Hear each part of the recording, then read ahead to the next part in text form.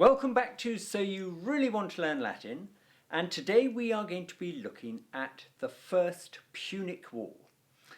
The Punic Wars were the wars fought between Rome and Carthage, and I'm sure you will remember when Dido was lying on that funeral pyre, having stabbed herself with Aeneas's sword, she put a curse on the future Roman people, and to punish Aeneas for abandoning her.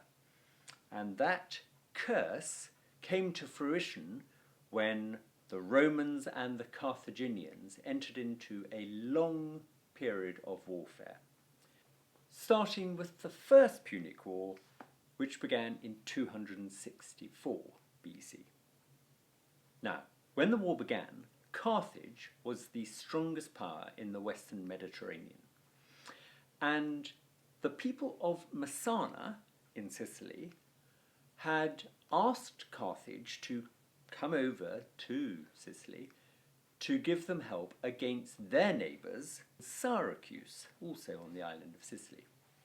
So the people of Messana, having trouble with the people of Syracuse, had appealed to Carthage for help.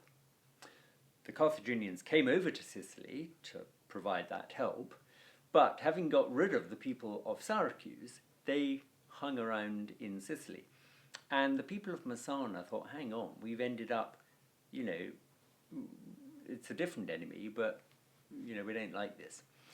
So they, in turn, appealed to Rome for help getting rid of the Carthaginians. Okay? So, in 264 BC, the war between Rome and Carthage began. So the Romans sent an army over to Sicily. They drove the Carthaginians out of Messana, and then they thought, let's get them off the island of Sicily altogether. So that's what they began to do. And in a sea battle at Mylae, off the western coast of southern Italy, they defeated the Carthaginian fleet, and the Carthaginians withdrew back to Carthage. The Romans had a little crack at some of the Carthaginian outposts in Corsica and Sardinia, but those were pretty futile. So they decided to actually go for Carthage itself. And under the general Regulus, a great noble Roman general, they advanced on the city of Carthage in northern Africa. And they got within a mile of the city walls, and it was all going incredibly well. But then the Carthaginian army defeated them. The Romans were destroyed, and their general, Regulus, was captured. However, the Carthaginians were unable to capitalize on this success, and so after some while they decided to sue for peace. Now, they had a great pawn in their hands. They had Regulus. So they briefed Regulus. They said, we're going to send you to Rome to sue for peace on our behalf. These are the terms that we want you to ask for, and we'll expect you back here with a positive answer shortly. Well, Regulus very, very much disagreed with the prospect of peace between Rome and Carthage.